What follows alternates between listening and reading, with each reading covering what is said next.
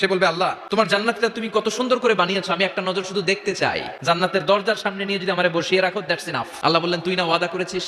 সে বলবে আল্লাহ আমারে হতভাগা বানাইয়া তোমার কি লাভ? সুবহানাল্লাহ পড়ে। আমারে তুমি হতভাগা বানিও না। আল্লাহ বলে ঠিক আছে, আবার সিগনেচার কর যে জান্নাতের দরজার সামনে বসিয়ে দিলে আর কিছু চাবি না। সে সিগনেচার করে বলে আমি চাবো না।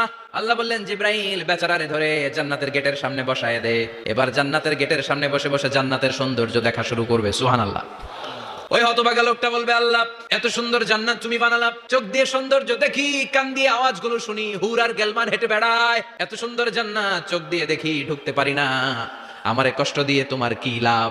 ও আল্লাহ আমারে তুমি মাফ করে দাও, জান্নাতের চিপার মধ্যে এক কর্নারে তুমি একটু আমারে জায়গা করে দাও। আল্লাহ বলবেন ওয়াই হাক ইবনা আদম, তোর ধ্বংস হোক হে আদম জাত, মা আগদারাকা, তোর চেয়ে বড় গাদ্দার আমি আমার সৃষ্টিকুলে কাউরে দেখি নাই, কারণ তুই আমার সাথে চুক্তি করিস আর চুক্তি ভঙ্গ করিস। আল্লাহর রহমতের দরিয়ায় তখন জোশ খেলে যাবে, ওর আকুতি মিনতি চাহনি আল্লাহর